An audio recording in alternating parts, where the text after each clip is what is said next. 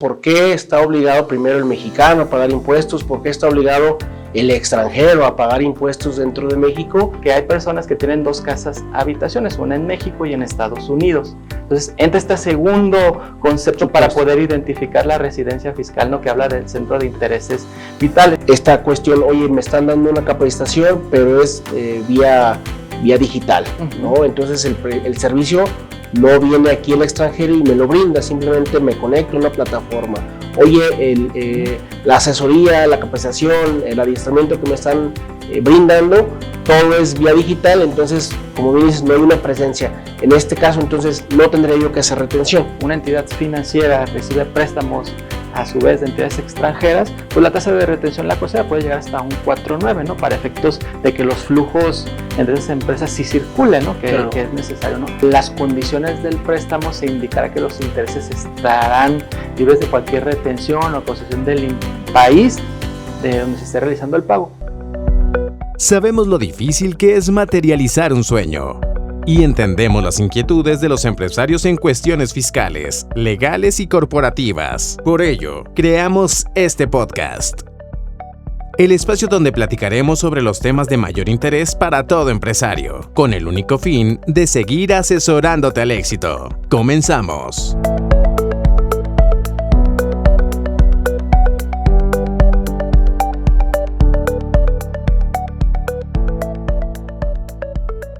Hola, ¿qué tal? Muy buenos días, es un gusto saludarlos en esta nueva edición de Asesorando al Éxito de la firma SF Consultoría Fiscal.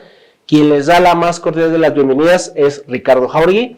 El día de hoy tenemos un invitado, nos acompaña Germán Cortés. Germán es contador, es abogado, es maestro en análisis tributario. Germán, muchísimas gracias. Gracias, Ricardo, por la invitación y la oportunidad de compartir contigo el día de hoy conocimientos, interactuar. Excelente.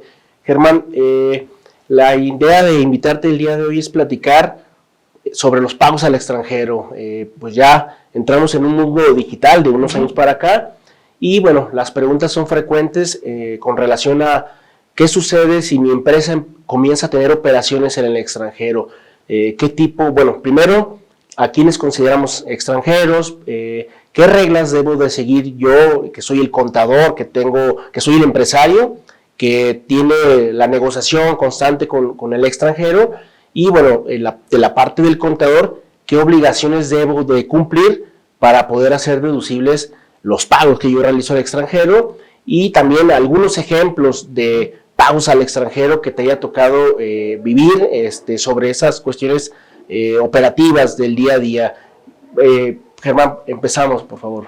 Gracias, Ricardo, nuevamente. Pues sí, como lo comentas, ¿no? Este crecimiento de la economía, donde todo ya se ha vuelto más globalizado, implica el entender un tema de tributación ya a nivel internacional, ¿no? Y entender estas operaciones y los efectos económicos y fiscales que tiene, así que desde la perspectiva mexicana, ¿no? Que eso es importante acotarlo desde un inicio. ¿De qué perspectiva vamos a ver, no? Entonces, cuando acordamos el tema, lo visualizamos en ese sentido, ¿no? De que fueran todas esas empresas mexicanas que tienen necesidad de realizar estos pagos al extranjero, ¿de acuerdo? Donde esos extranjeros vienen, generan ingresos y bueno, ahora estos contribuyentes mexicanos, ¿qué es el checklist que tendrían que hacer para efectos de llevar a cabo estos pagos y cumplir con los requisitos necesarios, ¿no? Tanto en tema de retención como en deducibilidad, que iremos tocándolo paso a paso con los puntos que traemos a fin de que queden unas bases primeramente cimentadas y después ya entrar al tema de estos requisitos y retenciones. Muy bien. Germán, un tema importante es jerarquía de leyes, ¿no? ¿Por qué está obligado primero el mexicano a pagar impuestos? ¿Por qué está obligado el extranjero a pagar impuestos dentro de México? Entonces, sobre jerarquía de leyes, platícanos un poquito. Sí, el primer punto que traemos es el tema de la jerarquía de leyes, como lo mencionas, es esencial para que nosotros podamos conceptualizarnos respecto a qué nivel jerárquico existen las disposiciones, ¿no? Como sabemos, en primera instancia se encuentra la Constitución Política de los Estados Unidos Mexicanos, ¿de acuerdo? Entonces, en el artículo justo 133 de la Constitución lo señala, ¿no? Que nuestra Carta Magna es el ordenamiento supremo, ¿no? Y de ahí también los ordenamientos o leyes que deriven o emanen del Congreso de la Unión en conjunto con los tratados, Entonces, es importante que entendamos esta jerarquía, porque cuando hablamos de operaciones con extranjeros, los tratados que México celebra, de acuerdo con otros países, se vuelve importante ver en qué nivel están. Y ha, de hecho, generado diferentes criterios en los tribunales. Y, de hecho, tenemos el primer criterio que, si no mal recuerdo, fue en 1991, donde ubicaba estos tratados al nivel de los ordenamientos federales, ¿de acuerdo? Poniéndolos por debajo de la Constitución política y a un punto equilibrado, lo que viene siendo, pensándolo, una ley del impuesto sobre la renta, un código fiscal de la federación, una ley del impuesto al valor agregado. Entonces, obviamente estos criterios se van modificando conforme a los nuevos convenios que se van suscribiendo, las nuevas interpretaciones y las necesidades, ¿no? Cuando, por ejemplo, México ya adopta un sentido de reconocer derechos humanos a nivel internacional. Nuestra Constitución pasó de reconocer garantías a reconocer derechos humanos. Entonces, derivado de esos nuevos acuerdos, se reconsidera esto. Entonces, para 1999 ya le dan a los tratados lo elevan más, ¿no? Entonces ya lo ponen por encima de los ordenamientos federales, esos tratados que se celebran, pero bueno, por debajo de la Constitución, ¿de acuerdo? Entonces, básicamente es el criterio que se ha mantenido. La última resolución salió en 2007, en donde ya se considera que la Constitución política es el ordenamiento supremo. Después viene en un segundo plano los tratados a nivel internacional, siempre y cuando estos no contravengan lo señalado en la Constitución, y en tercer plano los ordenamientos federales. Entonces, esa es la jerarquía en la cual nos ubicaríamos para efectos de estos tratados internacionales, y que ahorita veremos más adelante porque es importante que lo entendamos. Muy bien, Germán. Y hablando, por ejemplo, sujetos obligados, extranjeros, ¿quiénes son las personas que tienen esta obligación del pago de impuestos en territorio nacional? El extranjero que viene, que tiene operaciones, háblanos un poquito sobre estos sujetos obligados. Perfecto, sí. Como lo mencionas, está la obligación de contribuir, ¿de acuerdo? Entonces, esto encuentra su fundamento en la Constitución política, que ya la tocamos en qué orden jerárquico está. Entonces, la Constitución señala en el artículo 31, fracción cuarta, que es obligación de los mexicanos contribuir al gasto público. Entonces, derivado de ello, es, oye, ¿qué ocurre con los extranjeros? Si la disposición, y estamos indicando que es el ordenamiento máximo, la Constitución no habla de extranjeros, habla solo de mexicanos. Esto se ha venido básicamente resolviendo también en tema de tribunales, en donde cuando un extranjero viene a residir o viene a realizar negocios, también cuenta con esos mismos derechos humanos que la Constitución otorga a los mexicanos. Entonces, eso genera que de manera recíproca el extranjero también tenga que contribuir, ¿de acuerdo? Entonces, como la Constitución habla de mexicanos que tienen que contribuir, excluye a los extranjeros. Entonces existe esta contravención, ¿no? O criterios que se oponen, ¿no? Respecto a que realmente los extranjeros sí pagan. Esto fue debido a que se resolvió en los tribunales, en los cuales indicaron que los extranjeros, al tener también los derechos humanos que se consagran para mexicanos, de manera recíproca, es que tienen que ellos también contribuir. Y lo vemos claro en dos supuestos, ¿no? Nos habla, por ejemplo, el Código Fiscal de la Federación, que no habla en un tema de nacionalidad, habla en un tema más de residencia fiscal. ¿De acuerdo? Y el artículo 153 de la Ley del Impuesto sobre la Renta, que habla, ahora sí en concreto, de los extranjeros que perciben ingresos con fuente de riqueza en territorio mexicano. Entonces, de ahí es donde deriva básicamente la obligación de los extranjeros de contribuir. Por ejemplo, hablas ahorita residente, ¿no? Oye, el residente también encontramos el tema de establecimiento permanente. Entonces, por ejemplo, que nos ayudes a esclarecer esta parte, ¿qué es un residente fiscal? ¿Cuándo debo considerar o qué debo considerar yo como un establecimiento permanente? Porque también de ahí son puntos importantes que debemos considerar para saber la retribución y nuestras obligaciones fiscales aquí en el territorio nacional, en México. Correcto, sí, importantísimo. Básicamente existen los conceptos que son lo que genera la atracción o la potestad tributaria, ¿no? De los estados. Y cada país tiene diferentes criterios. México ha optado por el tema de la residencia fiscal. ¿de acuerdo? Y eso encontramos una definición en el artículo 9, que esta residencia fiscal se configura tanto para personas morales o entidades jurídicas como para personas físicas. Entonces, para efectos de residencia fiscal y de que sea un contribuyente que resida para efectos fiscales, teniendo que acumular el total de sus ingresos, en una persona moral habla de cuando la administración o la dirección general, donde efectivamente se toman las decisiones, se encuentra constituida o se encuentra localizada, mejor dicho, en territorio mexicano, ¿de acuerdo? Entonces esto es bien importante, habla en un sentido de dónde están las personas que realmente toman la dirección real de la entidad jurídica para las personas morales. Tratándose de personas físicas, señala donde las personas físicas tengan su casa habitación.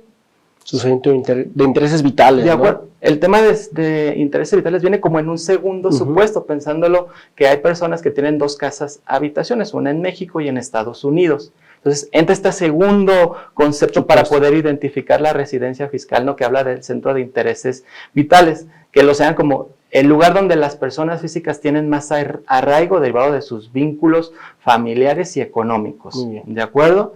Entonces, entra también ese concepto de intereses vitales, que de ahí, en intereses vitales, presupone o entiende la disposición que tratándose de intereses vitales, se consideraría México, si obtiene los ingresos en un 50%, más del 50% son con fuente de riqueza en territorio mexicano, ¿de acuerdo? Y el segundo supuesto es donde tenga la mayor vinculación de sus servicios profesionales, ¿no? Los mayores vínculos que tenga.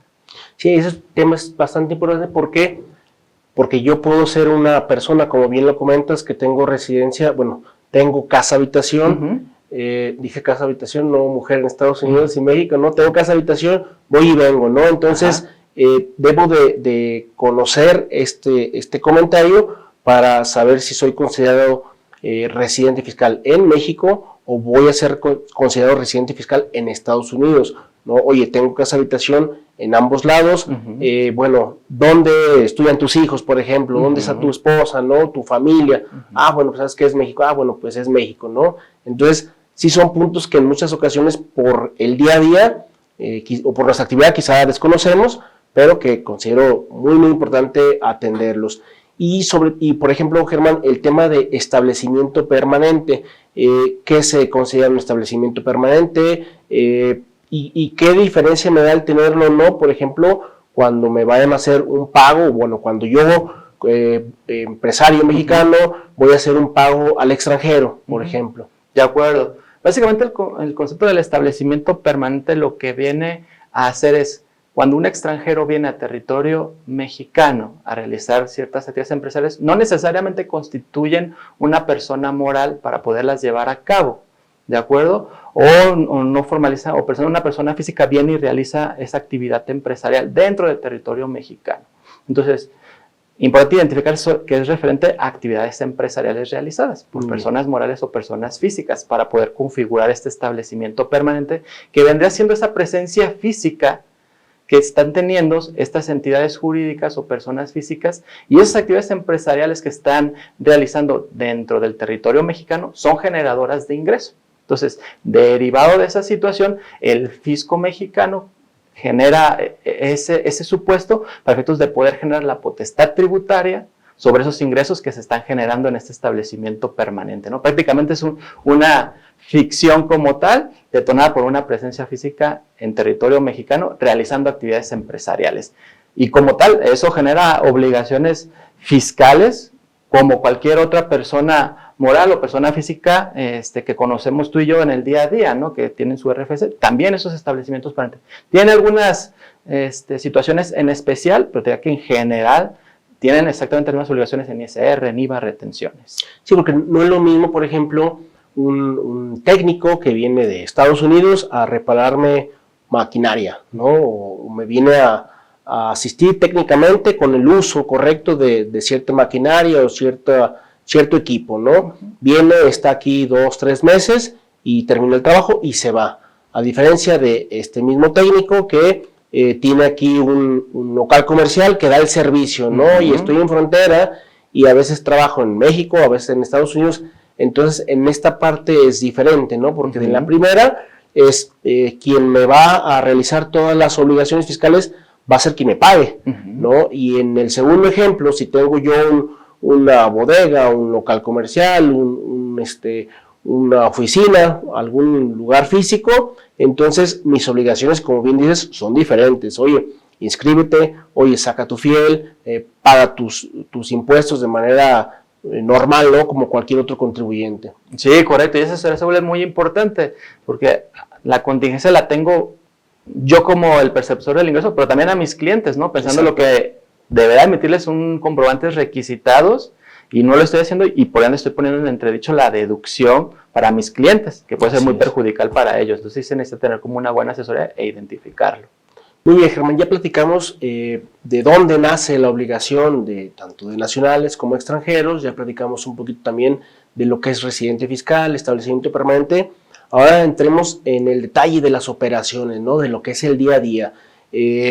Por ejemplo, platiquemos de algunas situaciones que se llegan a presentar cuando recibimos el servicio de algún técnico, cuando pagamos algún horario a una empresa o una persona física en el extranjero, cuando viene una persona, por ejemplo, un miembro de consejo, cuando un extranjero invierte en nuestra empresa o nos da un préstamo, ¿no? Entonces, sobre todos estos actos o actividades, ingresos de actividad empresarial, ingresos pasivos, ¿qué situaciones se nos pudieran presentar y qué puntos importantes debemos considerar tanto el empresario como el contador de esa empresa que va a realizar estos pagos? Perfecto. Sí, desde esa perspectiva, como lo señalas, ¿no?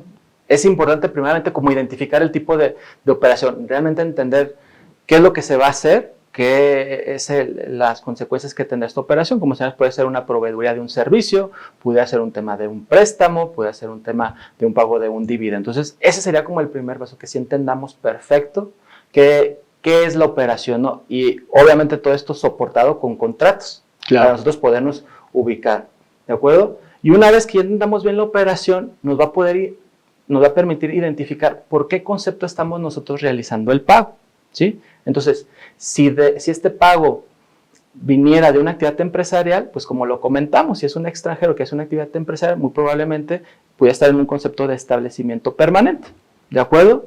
Si revisando esa situación ubicamos que no estamos en un concepto de establecimiento permanente, muy probablemente estemos en un título quinto, es decir, en ingresos pasivos, algunos de ellos, y otros también que pudieran ser por sueldos, por honorarios, ¿no? Donde realmente sí hay una actividad como tal. Entonces, de ahí se vuelve importante, ¿no? Ir a aterrizar este título quinto, si es que caemos ahí, y identificar también de esta persona dónde se encuentra su residencia fiscal, ¿de acuerdo? Y que esto nos demuestre, para nosotros poder identificar el tratamiento que debiera tener este ingreso, ¿sí? Y en su caso, también identificar si derivado del país donde reside, tuviéramos la posibilidad de disminuir la tasa de retención que señala la disposición local, ¿de acuerdo? Y si fuera el factible de aplicar este tratado, ¿de acuerdo? Bueno, obtener los requisitos que las disposiciones nos señalan. Entonces, eso vendría siendo como ese supuesto, identificar si el pago que yo voy a realizar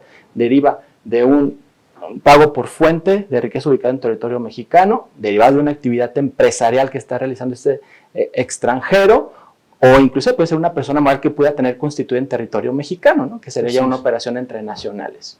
Ok, y por ejemplo, Germán, hay operaciones de esas que platicamos que pueden ser esporádicas. Oye, vino el miembro de consejo y se reúne el consejo administrativo una vez por año, ¿no?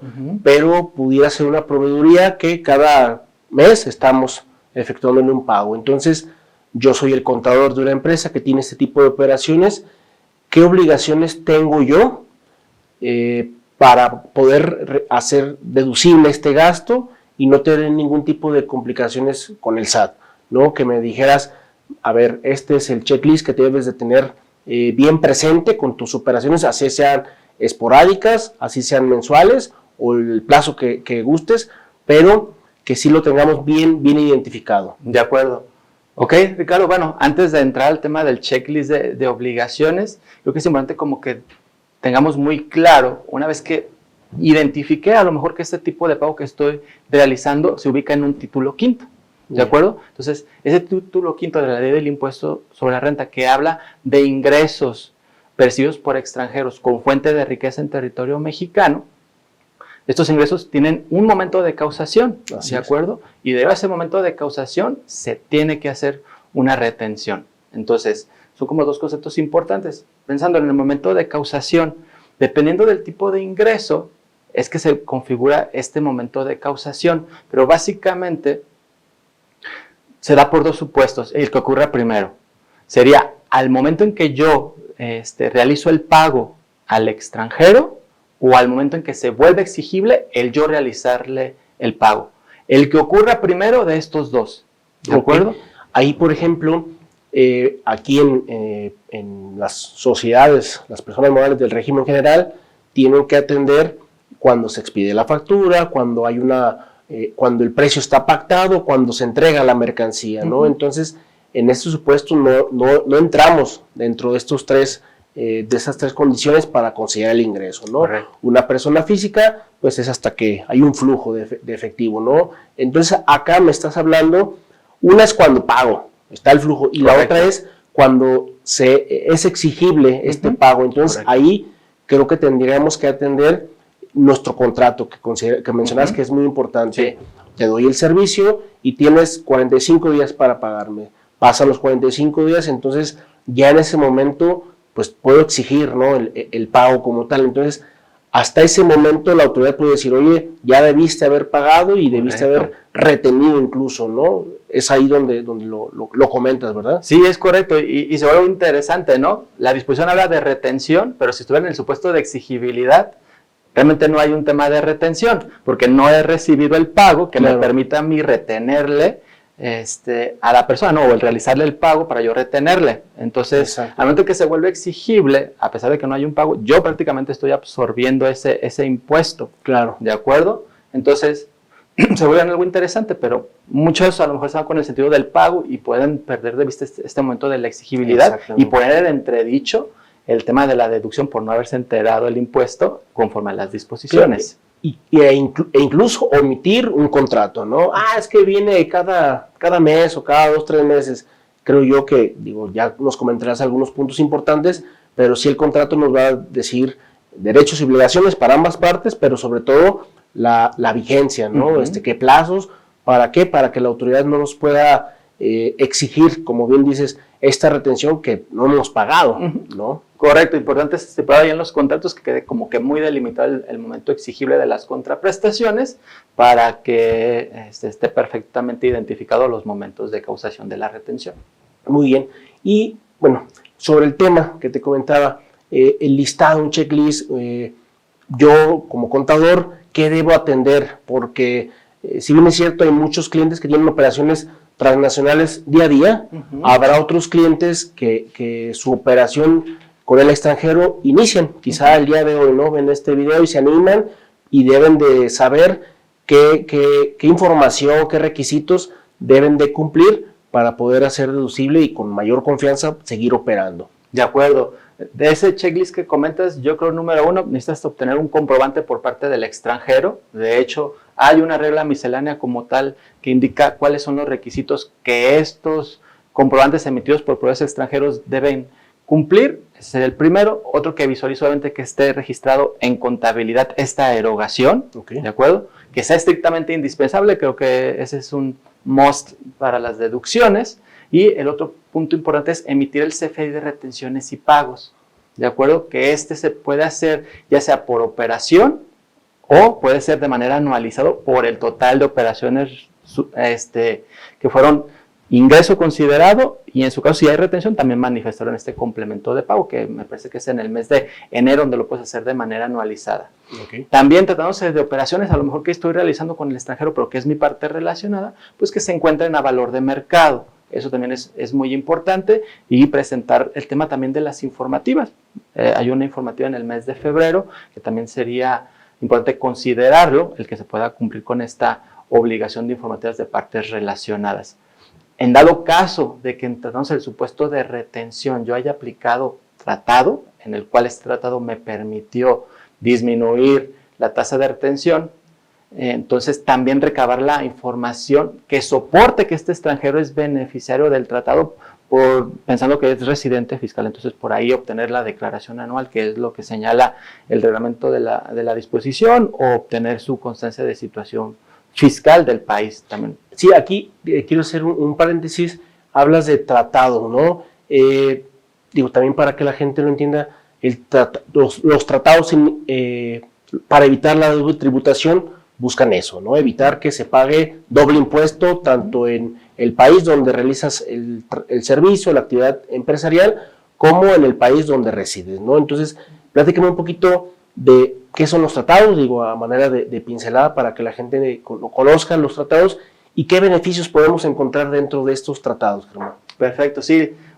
Básicamente los tratados lo que buscan es como ecualizar en la medida de lo posible o equilibrar la potestad tributaria que cada país tiene respecto a los ingresos percibidos, ya sea por fuente o por residencia. De hecho, justo esa parte donde buscan equilibrar los tratados, porque si no existieran estos, pensándolo en un mexicano que prestó un servicio en Estados Unidos, pues México le pudiera solicitar el pagar el impuesto tal vez a un 35%, y en Estados Unidos el impuesto es también pertinente. Entonces, esto volvería prácticamente inviable el tema del desarrollo económico a nivel internacional, ¿no? Lo volvería muy oneroso. Entonces, estos tratados lo que buscan es equilibrar e identificar qué país realmente tiene derecho a gravar y en qué porcentaje, ¿de acuerdo? Entonces, para efectos de poder mantener esas operaciones. Entonces, los países celebran estos tratados identificando básicamente dos tipos de ingresos, los que vienen siendo por tu residencia fiscal, que ya fue lo que platicamos en términos de las disposiciones mexicanas, que es, y también pudiera ser por el tema de fuente, pero fuente ubicada en el extranjero,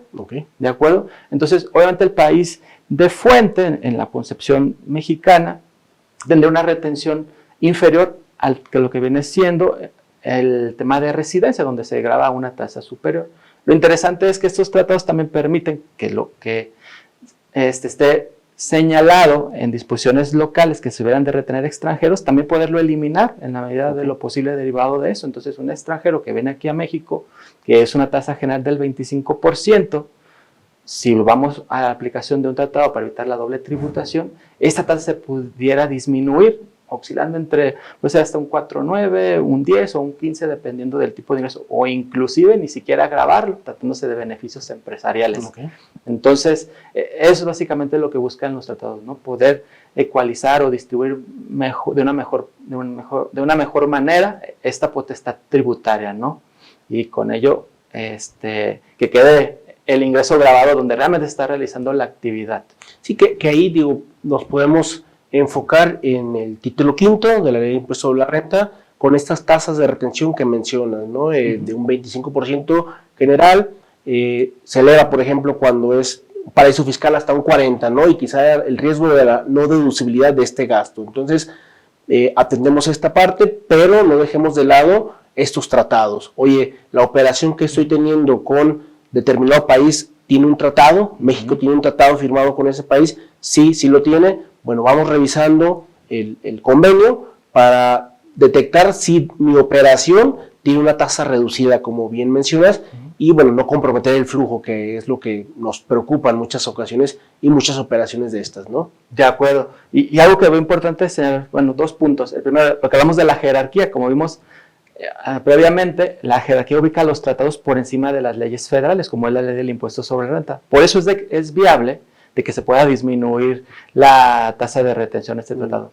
Número dos, la aplicación de los tratados debe ser siempre a petición del contribuyente, que en este caso debe ser el extranjero. Él es el principal interesado en el hecho de que se aplique el tratado, ¿no? Porque nosotros como contribuyentes mexicanos que estamos pagando esto a un extranjero, aplicaremos la disposición local y no me meto en un tema de solicitar requisitos adicionales por el tema del tratado, ¿de acuerdo? Entonces, el extranjero es el principal interesado y él es el que solicita la aplicación porque él es el sujeto grabado del ingreso, ¿no? Entonces, él debe ser un facilitador para efectos de poder él aplicar ese tratado y nosotros como contribuyentes mexicanos estemos en una posibilidad de sí disminuir la retención con los requisitos que nos señalan nosotros las disposiciones. Ahí mencionas este punto, quien lo tiene que solicitar es el extranjero cuando tenemos la operación, pero por ejemplo yo soy el contador y yo digo, bueno, quiero aplicar tratado, o más bien el prestador extranjero me solicita que lo apoye a aplicar el tratado, ¿no? Correcto. Pero yo, contador, es la primera vez que tengo operaciones con el extranjero. Entonces, volviendo al tema de los requisitos sobre esta aplicación del tratado, ¿qué aspectos debo cuidar yo como el contador, como el empresario, cuando tengo operaciones con el extranjero y adicional voy a aplicar algún tratado, Germán? De acuerdo. En concreto, la aplicación del tratado, si el extranjero solicita la aplicación del tratado para disminuir la tasa de retención, nosotros como entidad mexicana que realizamos el pago es que les solicitemos la constancia de residencia fiscal, o la que realmente él es residente para efectos fiscales. Eso es fundamental, porque eso es lo que le da el beneficio de aplicar el tratado, ¿no?, entre México y el país donde él resida, claro. ¿De acuerdo? Y si fuera una operación entre partes relacionadas, también solicita que la operación se encuentre a valor de mercado y de manera adicional que realmente se demuestre que con la aplicación del tratado se puede evitar una doble tributación. Okay. Ahora, Germán, vamos a platicar ahora sí con porcentajes, con algunos ejemplos prácticos de las operaciones más recurrentes que tiene una empresa nacional con, por ejemplo, sueldos, honorarios, pago a miembros de consejo, intereses, enajenación de inmuebles, enajenación de acciones, y se me escaparía alguno, pero creo que son los más recurrentes, ¿no? Entonces, empezamos a platicar contigo sobre estos actos y que también sepamos qué fundamentación o qué porcentajes debemos atender según cada una de estas operaciones. Correcto. Sí, en mi experiencia la verdad es que la gran mayoría de situaciones en tema de tributación internacional, la gran mayoría siempre ha sido en un sentido de que contribuyentes mexicanos hacen pagos al extranjero, ¿de acuerdo? Okay. Entonces que esos pagos al extranjero ubica al extranjero en un título quinto de fuente. Entonces, como lo mencionas, se vuelve importante cómo los contribuyentes mexicanos puedan identificar cada uno de estos ingresos y los diferentes momentos que lleva el proceso de tributación de ellos, ¿no? Y nosotros soportar la deducción.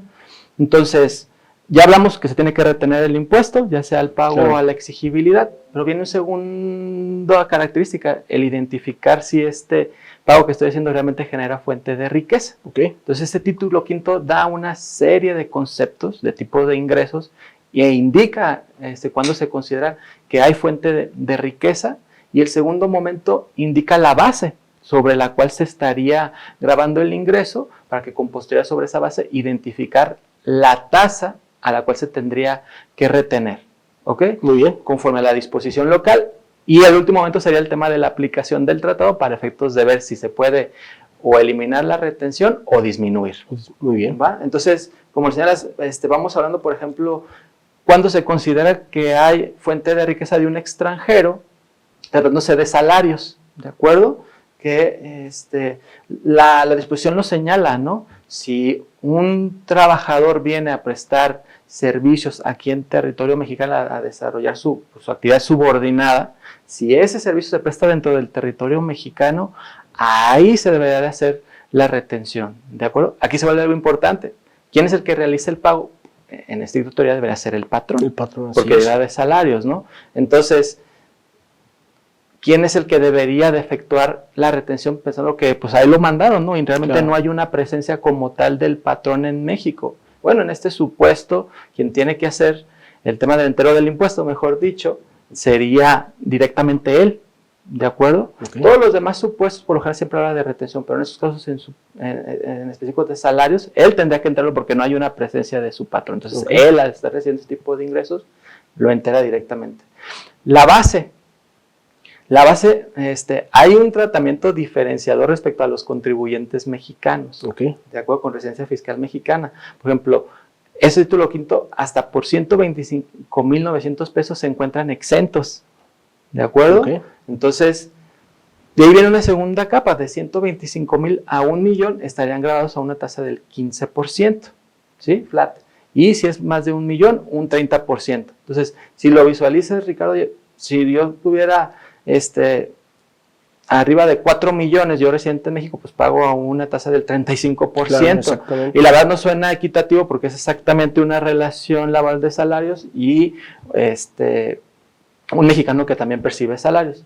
Entonces, esto generó en su momento también como situaciones de inequidad, se puede decir. Desafortunadamente, se resolvieron no en el sentido favorable de los contribuyentes mexicanos, ¿no? Por ahí se justificó que era un tratamiento diferenciado, que ellos no estaban como una presencia como tal, se dieron esos argumentos, ¿no? Pero es algo claro que no es justo, ¿no? Sí, que aquí digo, el extranjero que viene, que paga hasta un porcentaje menor que el que pagaría un nacional, bueno, pues no pudiera en su momento presentar declaración anual y aplicar deducciones personales, ¿no? Que sería el único beneficio que tenemos por pagar el 35, ¿no? Pero de ahí más sería todo, ¿no? Correcto, sí, ¿no? Él no tendría que ir a lo mejor en su país y ver el efecto para poderlo acreditar. Lo bueno es que, por ejemplo, ya en tema de tratados les beneficia. Exacto. En el tema de tratado poder disminuir esta retención. Y algo importante, señala respecto a la temporalidad de esta persona está aquí en territorio mexicano. Si estos ingresos los percibe, pero en un periodo inferior a 183 días, ¿de acuerdo? Esos ingresos que se están recibiendo estarían exentos para esta persona, ¿de acuerdo? Siempre y cuando el pago lo realice un extranjero o un extranjero teniendo establecimiento permanente, pero este pago que está realizando no deriva del establecimiento permanente. Entonces, ahí todavía lo vuelve un poquito más inequitativo, pero bueno, así está la disposición. Muy bien. ¿Qué otro concepto tenemos? Sí, de acuerdo. ¿Honorarios? Honorarios, ¿verdad? Muy bien. Lo más, algo de lo también común, ¿no? Sí. Oye, me prestaron una empresa, me prestó un servicio, pago de honorarios. De acuerdo. Cuando un extranjero viene y presta los servicios dentro del territorio mexicano, esos honorarios se encuentran grabados. Entonces es bien importante el tema de que esos prestaciones de servicios se hagan dentro del territorio nacional para efectos de considerar fuente de riqueza. Si el prestatario todo lo realiza desde el extranjero, no se consideraría que hay fuente en territorio mexicano, por ende no es un ingreso grabado y no hay retención. Ese punto, perdón, muy importante, ¿por qué? Porque ahora vemos el desarrollo, mil desarrollos de software, ¿no? Entonces, por ejemplo, esta cuestión, oye, me están dando una capacitación, pero es vía digital, ¿no? Entonces el servicio no viene aquí al extranjero y me lo brinda, simplemente me conecto a una plataforma. Oye, la asesoría, la capacitación, el adiestramiento que me están brindando, todo es vía digital, entonces, como bien dices, no hay una presencia. En este caso, entonces, no tendría yo que hacer retención.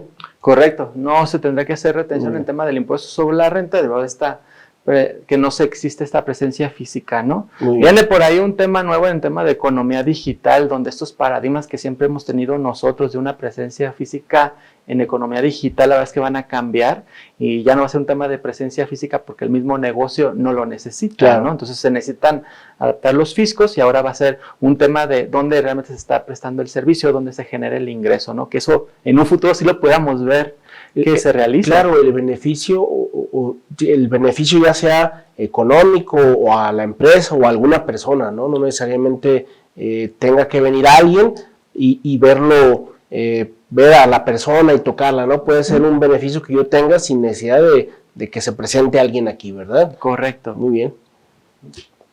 Y en este caso, por ejemplo, de honorarios, Germán, ¿qué debo de cuidar? ¿Cuál es mi tasa de retención? Si aplica para todos, solamente para algunos honorarios que paguemos. Perfecto. La disposición mexicana habla total de servicios personales independientes, ¿de acuerdo? Entonces hablamos de honorarios profesionales, ¿no? Como tal. Y el momento de causación igual es al pago a la exigibilidad. Necesitamos obtener también su invoice de él y efectuar la retención, que sería sobre el ingreso que le estamos pagando conforme a la disposición local, un 25%, ¿no? De ahí tendría que ir a revisar tratado con el país en donde él resida y ver si pudiéramos disminuir también esta tasa de retención. ¿De acuerdo? En tratados, por ejemplo, con Estados Unidos se vuelve interesante porque indica que si esta persona, a pesar de que generó la presencia física en México, pero no estuvo por un periodo superior de 183 días, el ingreso se mantiene exento y no hay retención. Pero esto ya aplicando el tratado, por ejemplo, de México con Estados Unidos, que contempla esa situación.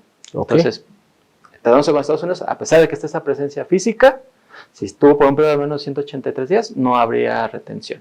Muy bien, buen comentario, porque con eso evitamos retener al 25, ¿no? Y afectar el flujo del extranjero en este caso. Así es correcto.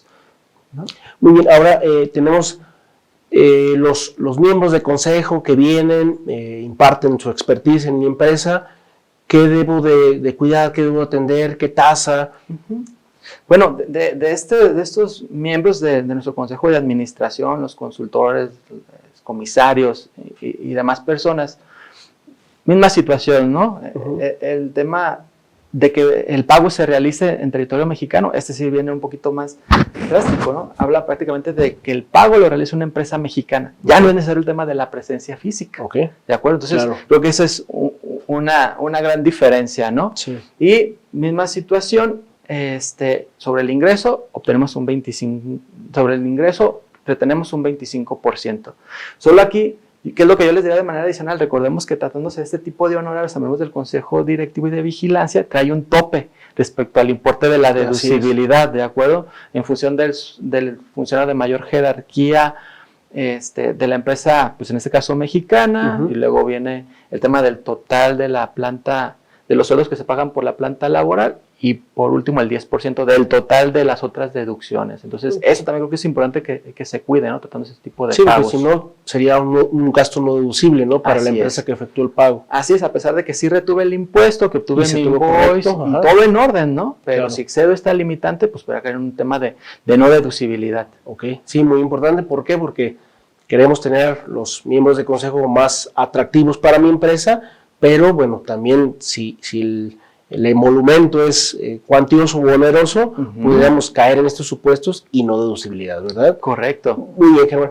Ahora traemos el tema enajenación de inmuebles, entendiendo, bueno, que hay extranjeros que vienen, invierten, sobre todo Chapala, Jijic, ¿no? Que viene mucho extranjero y un día dice, ¿sabes qué? Ya me harté, voy a vender la casa habitación. ¿Qué debo de cuidar en ese aspecto? De acuerdo, si es que nosotros estuviéramos adquiriendo, ¿no? Este inmueble de un extranjero, se considera que hay fuentes simplemente por el hecho de que el inmueble está ubicado entre el territorio mexicano. Que la verdad es como que el supuesto más puro, más lógico, una fuente de riqueza, ¿de acuerdo? El más lógico, como que lo dice, pues, está la presencia como tal, ¿no? Del inmueble que lo genera, ¿no? Entonces, sobre el ingreso obtenido, que hayamos tenido, es un 25% lo que se tendría que retener. Ok. Muy bien, digo, ahí no hay tanto tema, ¿no? Es algo muy transparente. Sí, de hecho en tema de tratados no lo contempla por esa misma situación, ¿no? Claro. Realmente a un extranjero que reside en Estados Unidos, si tiene el inmueble aquí, pues es claro que todo el ingreso generado por las rentas, por la enajenación, está ubicado en el territorio mexicano. Entonces, justo ese tipo de ingresos no está contemplado en un tratado, por lo que platicamos. Muy bien, y por ejemplo, tratándose de enajenación, ya vimos inmuebles, pero un bien mueble, por ejemplo, unas acciones. ¿Qué tenemos que cuidar aquí, Germán? Respecto a acciones, Ricardo, el supuesto que señala para que haya fuente es cuando la persona moral emisora de las acciones sea residente para efectos fiscales en México. Muy bien. ¿De acuerdo? Ese es un supuesto. El otro supuesto habla de entidades extranjeras, pero que su capital social esté representado en más de un 50% por inmuebles ubicados en territorio mexicano.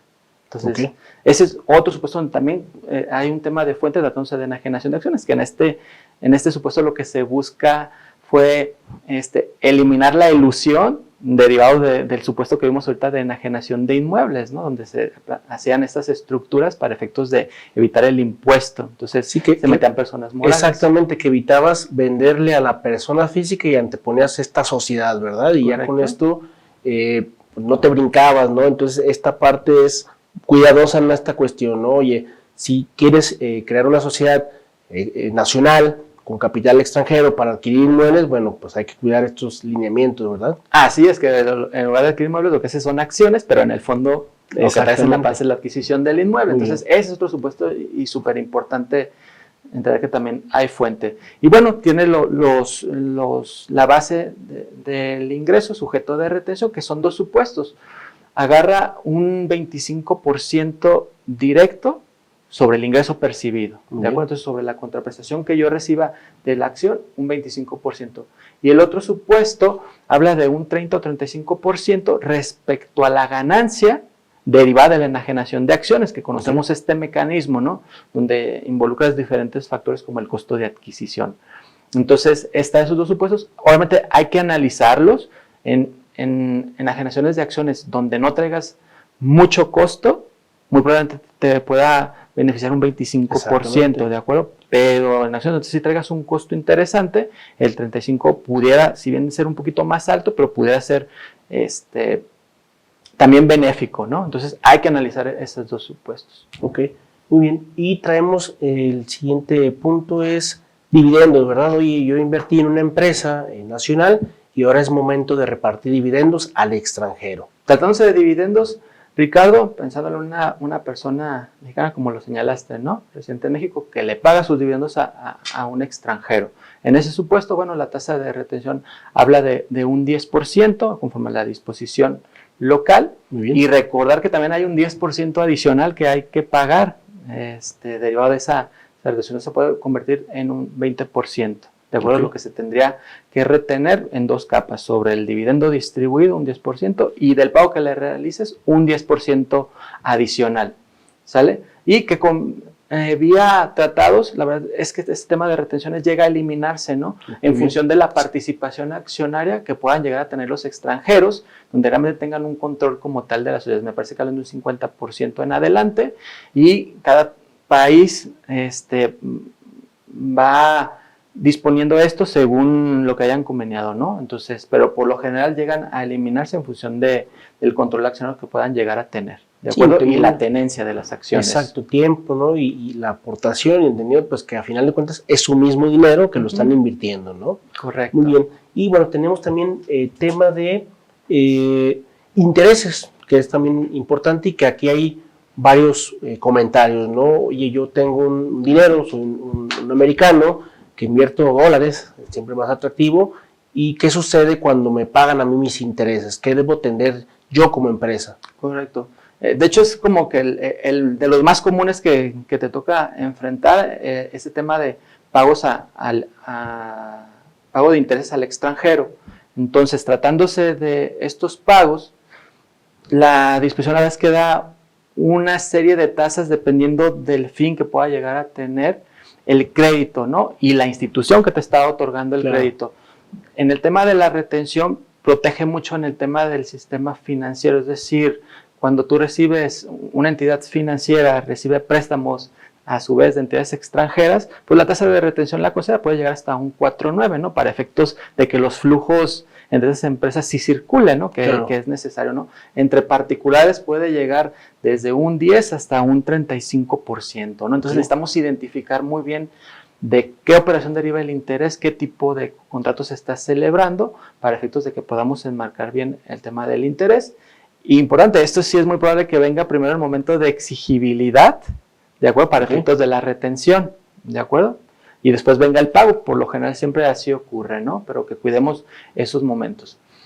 Y otra cosa importante, por lo general en el tema de los intereses, cuando se acuerdan en las condiciones del préstamo, se indicará que los intereses estarán libres de cualquier retención o causación del país de donde se esté realizando el pago. Entonces, por ahí el SAT, de hecho, emitió un criterio interesante donde indica que esta retención que está siendo absorbida por el contribuyente mexicano, se considera que puede llegar a ser deducible. Como sabemos, las retenciones por regla general que asuman los contribuyentes mexicanos son no deducibles. Exactamente. ¿De acuerdo? Pero justo aquí en intereses no. Aquí sí le da el tratamiento indicando de que también se le considera como intereses. Entonces, si estuviéramos en ese supuesto de que estamos absorbiendo nosotros ese ISR, pudiéramos considerarlo como interés y por ende hacerlo deducible, que creo que es interesante. Que ahí tendría la empresa que piramidar, ¿no? Como se le conoce en el ámbito, ¿no? Oye, tengo que piramidar este recurso para entregarlo libre según mi contrato al extranjero. Entonces, como bien comentas, esta retención que pudiera llegar a ser hasta de un 35%, bueno, pues hacerlo deducible, ¿no? De los males, el menos peor, ¿no? Entonces, esta parte, qué bueno que hace el comentario para conocer qué tratamiento correcto debo de atender. Y a ver, Germán, ¿qué debo yo cuidar o qué gastos debo cuidar en mi empresa para no caer en un tema de no deducibilidad? Ahora, bien comentábamos el tema de intereses, ya hay una modificación a la ley del impuesto sobre la renta donde te limita, donde te topa cierta cantidad de intereses, pero así como este concepto, hay otros gastos que pudiéramos nosotros sentir que estamos realizando, bueno, más bien realizar los consejos que nos estás emitiendo en esta ocasión, pero que tú puedes decir, mira, estos conceptos o estos actos o actividades no van a ser deducibles, o si quieres que sea deducible, cuida estos parámetros. ¿Qué opinión te merece este comentario? Sí, de hecho, qué bueno que lo mencionas, Ricardo. Justo en el tema de intereses, recordemos que existen dos disposiciones en concreto que limita el tema de la deducción de los intereses. En el artículo 28 de la ley del impuesto sobre la renta lo señala, que busca topar la deducción tratándose de intereses. ¿Y por qué surge esto? Recordemos que los intereses son una manera más sencilla de poder hacer llegar flujo de efectivo a los accionistas, claro, pensándolo a partes relacionadas, ¿no? Lo convencional debería ser vía dividendos, pero bueno, el tema de un préstamo que tengas que pagar intereses realmente lo hace más flexible, ¿no? No está condicionado a la generación de utilidades. Derivado de ello es de que están dos disposiciones. Número es el tema de la capitalización delgada, contenida en el artículo 27, en la fracción 27 de este artículo 28, en el cual indica que serán no deducibles mis intereses cuando el total de mis deudas contratadas con partes relacionadas residentes en el extranjero, ¿sí?, supere 3:1 respecto al capital contable que tenga. Entonces yo necesito hacer como este cálculo, identificarlo, y si ese 3:1 supera el apalancamiento, entonces en esa misma proporción el tema de los intereses serán no deducibles. Entonces tenemos que tener cuidado con esta fracción. La nueva disposición que entró, y justo en 2020, deriva de una acción BEPS, en la cual veían que ese tema de la capitalización delgada, que habla solamente de partes relacionadas residentes en el extranjero, no era suficiente, porque lo que se hacía era pues contratarlo con estos financiamientos con operaciones con partes no relacionadas, con un tercero, ¿no? Pero seguía fluyendo el dinero por esta vía de intereses. Entonces, entró fracción 31 en este mismo artículo 28, el cual está basado en una acción 4 de BEPS, ¿no? Donde indica que el total de tus intereses, y eso lo considero importante, el total de tus intereses nacionales o extranjeros, ¿sí?, si superan en 20 millones a nivel grupal, es decir, a nivel grupo, y entonces el grupo que sean partes relacionadas, ya sea por accionistas, por control, etcétera, serán no deducibles ese excedente. Y esos 20 millones serán deducibles en la proporción de los ingresos que tengan cada una de las entidades. Entonces lleva una distribución de estos 20 millones, donde empresas que a lo mejor ni siquiera necesitan la deducción de esos 20 millones, pues están llevándose una parte. Y empresas que lo necesitan como tal, la deducción tal vez a un nivel total de los 20 millones pudiera haberse disminuido. Claro, sí. Entonces, esta disposición la verdad es que es muy, en mi punto de vista, muy tajante, ¿no? Y sí golpea fuertemente. Me ha tocado verlo en un tema de sistema financiero con arrendadoras, donde, como ven, estructuradas, se vuelve una cantidad importantísima de intereses no deducibles. Y bueno, que ahí sería conveniente que la autoridad fiscal sacara como ahí, aclarar un criterio respecto a la interpretación de esta limitante de deducción de intereses. Sí, porque ahí bien mencionas empresas que lo busquen, ¿no? Pero hay otras empresas que es su operación habitual, correcto, que ahí sí no hay un tema de ilusión, no hay un tema de evasión, hay un tema de algún artilugio legal o fiscal para reducir la base imponible. Pero si hay otras empresas, por ejemplo, el famoso cash pooling, hago yo mi financiera en Luxemburgo, que ahí la tasa es baja, entonces todas las utilidades las mando a esta empresa, y esta empresa lo regresa a México vía préstamo a mis mismas empresas. Entonces, ya que estoy abusando. ¿Por qué? Porque estoy pagando menos por todas esas operaciones, pero aparte tengo la deducción también dentro de territorio nacional en este abuso de la norma. Entonces, ante esta limitante que bien mencionas, bueno, tener en cuenta que si estoy realizando este tipo de operación, será deducible primero hasta 20 millones y segundo, en qué proporción por cada una de las empresas. Correcto. Porque aquí también comentas, oye, habrá unas que sí requieran el dinero, el préstamo para poder seguir operando, hay otras que no, pero se lo sigue prestando, ¿para qué? Para que le siga generando una deducción, ¿verdad? Correcto. Así es. Y a nivel grupo, obviamente, lo sentemos como aquellas que sean residentes fiscales aquí en México, que es al que le aplica la disposición, ¿no? Entonces tenemos que ver a nivel grupo, obviamente, las residentes fiscales en México. Ok, oye, Germán, y por ejemplo, háblanos un poquito del gasto a prorrata, que es un gasto que muchas empresas internacionales utilizan. Por ejemplo, la publicidad puede decir, oye, el tanto porcentaje para tantos estados, ¿qué debo de cuidar o es deducible o no un gasto a prorrata? Correcto, básicamente el gasto a prorrata lo que viene siendo son gastos erogados por una parte relacionada en alguna otra parte del país, ¿no? En el cual a sus filiales o a sus partes relacionadas ubicadas en las otras jurisdicciones se les asigna un porcentaje de ese gasto, ¿no? Okay. El tema es de que esto al fisco mexicano no le ha gustado, no le gusta, ¿no? Sí, porque realmente el gasto a prorrata no tiene como tal un sustento sobre el cual es que se está asignando ese gasto a esa entidad, ¿no? Entonces fue que salió esa discusión que dice que los gastos a prorrata son no deducibles y es bien común, ¿no? Es muy común el tema de publicidad, ¿no? Donde se pueden pagar millones de pesos y después eso lo segregan en todas las partes relacionadas a un 5%, ¿no? Entonces, realmente no hay un reconocimiento de ese gasto en función de la capacidad de ingreso que genera, y eso es lo que no le gusta al fisco mexicano. Y sí me ha tocado verlo, ¿no? en esos porcentajes, donde vemos totalmente no hay un sustento para poderlo asignar, ¿no? Afortunadamente, en reglas misceláneas, ahí se dieron ciertos requisitos para sí poder hacer deducir estos gastos a prorrata, que creo que lo más sustancial es de que sí estos gastos a prorrata sean acorde a la capacidad de generación de ingreso que tengan para la entidad y otros requisitos tantos más. Entonces, sé que es muy complejo el que se pueda llegar a cumplir y satisfacer a la autoridad, ¿no? Entonces, hay que tener cuidado con ese tipo de operaciones de pagos al extranjero que nosotros estemos realizando, donde no haya un sustento sobre el cual es que nos lo están cobrando, ¿no? Y simplemente es un porcentaje, pues, al dedazo. Exactamente, establecido internamente, ¿no?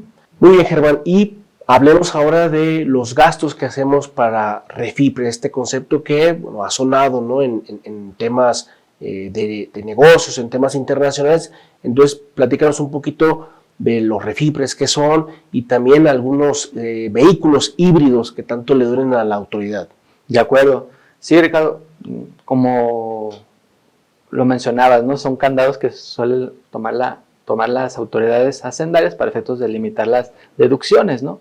Entonces, los refifres como tal, ¿no? Son aquellas jurisdicciones en donde el impuesto causado es inferior en un 75% o menos respecto a lo que se causaría aquí en México.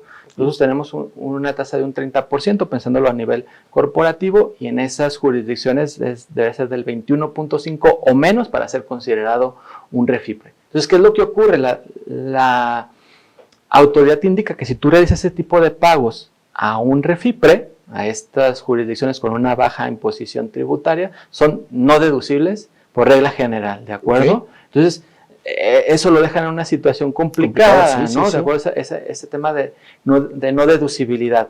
Pero da ciertas excepciones y esa situación deriva si ese pago refipre deriva de una actividad empresarial, ¿de acuerdo? Como la conocemos en términos del código, sí es deducible, okay. ¿De acuerdo? Entonces, eso creo que se vuelve importante y no necesariamente el tema del refipre te pudiera dar la no deducibilidad. Entonces hay que tener cuidado. Si deriva de una actividad real, de una actividad sustancial que realmente se está llevando a cabo, ahí puedes acceder al tema de la deducibilidad. Y esto deriva básicamente de la acción 2 de BEPS, donde se buscaba el que no se erosione la base gravable, ¿no? Y con ese tipo de pagos, donde muy probablemente estemos en suposición un tema de intereses, un tema de regalías, ¿de acuerdo?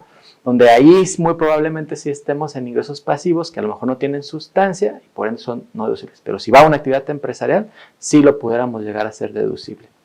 Otra cosa importante, si a su vez este pago a refipre se considera que es una entidad transparente, es decir, ¿qué? Él no se considera como el beneficiario efectivo y después pasa a sus accionistas, ahí se consideraría que sí pudiera llegar a ser deducible siempre y cuando este beneficiario final sí lo acumule, okay. ¿De acuerdo? Entonces, ahí sí te da la posibilidad de que pueda ser deducible como una regla de excepción. Ok, aquí por ejemplo, este tema de Refipre, yo debo entender ahora con esta charla que Refipre es cuando yo pague un impuesto en una proporción menor a un 75% de lo que pagaría aquí, ¿no? 21.5 más o menos. Oye, ¿y el Refipre es paraíso fiscal? No necesariamente. Entendemos que el paraíso fiscal es donde la tributación es nula o baja. Hoy estoy en Islas Caimán, ¿no? Y 0%, por así decirlo, ¿no?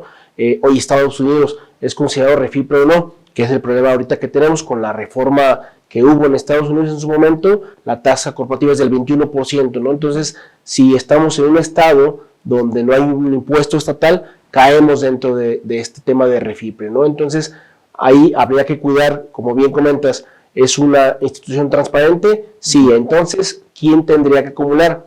Sucede mucho aquí en México, creamos sociedades en el extranjero, pero a final de cuentas, quien tiene que acumular este ingreso tendría que ser la misma persona física que está en territorio nacional, ¿no te parece? Sí, correcto. De hecho, justo el tema de la transparencia, como no hay una acumulación, que es el requisito que ponen, no hay una acumulación, pero se da por la misma situación jurídica que tiene la entidad, ¿no? Por la disposición. Entonces, es de que vuelve como beneficiario efectivo a los accionistas, que ahí lo tendríamos que identificar como personas físicas o personas morales. Si esas personas físicas o morales terminan por acumularlo, ahí sí podemos acceder a la deducción, ¿no? Que es lo que se busca, ¿no? Que en México generes deducción y en el país donde se encuentra el beneficiario efectivo sí genere un ingreso acumulable. Entonces, mientras cumplamos esa regla, nuestro pago sí será deducible, dándose de estos ingresos pasivos o de actividad empresarial que también pudiera ocurrir, ¿no? De esta actividad empresarial que no se acumule. Bueno, Germán, pues muchísimas gracias por acompañarnos nuevamente, muy complacidos de que estés aquí y muchísimas gracias por la explicación que diste a nuestros seguidores. Gracias, Ricardo, a ti por la invitación. Esperemos haber sido lo más claros posibles. De cualquier forma, si hubiera alguna duda, pues quedamos a la orden, ¿no? Y esperando una nueva invitación, Ricardo. Excelente, claro que sí. Muchísimas gracias. Recuerden que pueden seguirnos en nuestras redes sociales, YouTube, Facebook, Twitter o Instagram. Estamos como SF Consultoría Fiscal.